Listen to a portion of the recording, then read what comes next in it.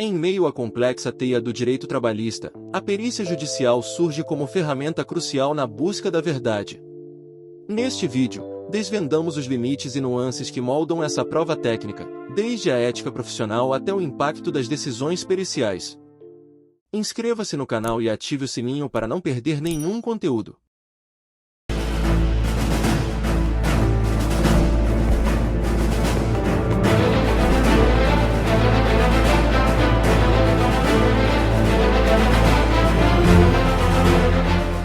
O inquérito preliminar é o procedimento no qual a perícia tem acesso a todas as informações e dados que serão transcritas no laudo pericial. É interessante que o perito judicial tenha um mínimo de conhecimento jurídico a fim de não macular seus atos de nulidade, pela inobservância de aspectos legais. Na elaboração da prova pericial, o perito está sujeito ao princípio da lealdade processual, onde se preconiza a moralidade e a probidade a todos aqueles que participam do processo. O trabalho pericial deve realizar-se dentro de padrões éticos, técnicos, principalmente, morais. O expert curvar-se-á somente ao judiciário, e quando sentir-se impedido ou suspeito em razão de qualquer das partes, deverá requerer destituição do ônus.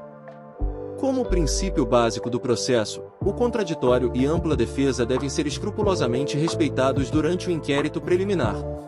Ainda que a perícia seja compelida a sempre buscar um resultado favorável ao reclamante, ela não pode furtar-se de ouvir as colocações da reclamada.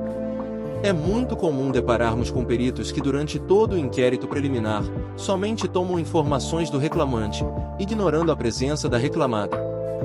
A coleta dos elementos que instruirão a conclusão pericial não se podem originar somente desta ou daquela parte.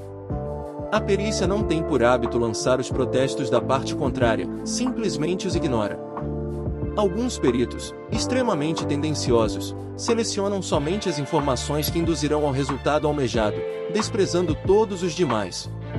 É bastante comum nas perícias de insalubridade, o expert omitir confissão, do próprio reclamante, de que se utiliza dos equipamentos de proteção individual. Não podemos olvidar que, da mesma forma que a reclamada mune-se de assistente técnico, preparando-se para o inquérito preliminar, o reclamante também é instruído por seu advogado sobre o que deve e o que não deve falar. Ademais, tal situação acontece não somente no inquérito preliminar da perícia, mas também durante a audiência, mesmo o juiz sendo conhecedor de tais detalhes, concede a palavra às duas partes. Numa peculiar situação em que o perito inicia o inquérito com a oitiva do reclamante, o assistente técnico da reclamada deve interromper propugnando após a oitiva também da reclamada, ou a opção de contestar imediatamente as colocações do reclamante. Outro aspecto que não tem sido observado pelos peritos é o objeto da perícia. Inicialmente, é preciso que se estabeleça muito bem qual é o objeto do trabalho pericial, a fim de que a perícia não se exceda em suas conclusões. Diga-se de passagem que o objeto da perícia não pode nunca ultrapassar os limites do pedido da inicial do reclamante, aliás, nem mesmo o juiz pode conceder algo não requerido no pedido inicial. Assim, as perícias de insalubridade não podem tecer comentários sobre a periculosidade, vice-versa. Os peritos devem se lembrar que a perícia não é uma inspeção do trabalho, mas tão somente uma perícia. Em várias situações os elementos lançados no singelo laudo de insalubridade ou periculosidade têm feito prova em outros pedidos tais como horas extras, equiparação salarial etc. Uma das partes, contando com a ingenuidade da perícia, acaba levantando, durante o inquérito preliminar, aspectos que inocentemente não têm qualquer relação com o objeto da perícia, mas que acabam comprovando outros pedidos dos autos.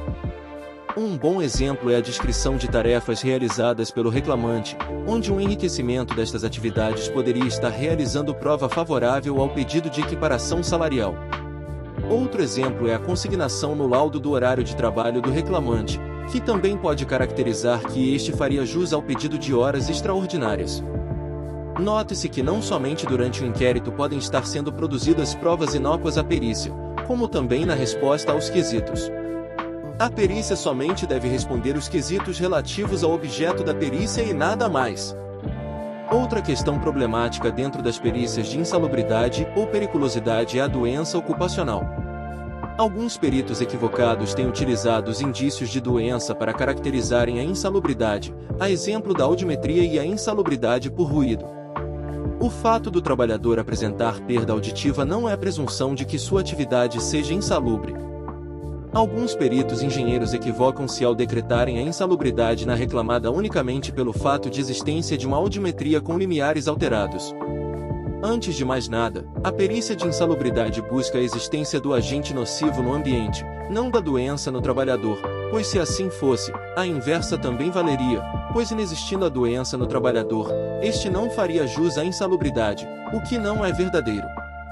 De qualquer forma, a doença ocupacional é alvo de ação indenizatória no âmbito da justiça civil, não possuindo qualquer relação com a ação trabalhista de insalubridade.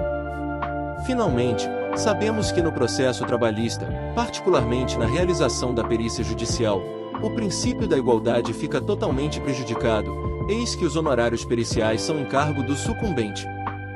Conhecedor da impunidade do reclamante, a perícia sempre buscará a condenação da reclamada, sob pena de frustrar seu recebimento. A forma utilizada na Justiça Civil ou Federal revela-se salutar, com o depósito antecipado daquele que requereu o exame pericial, dotando o trabalho pericial de isenção.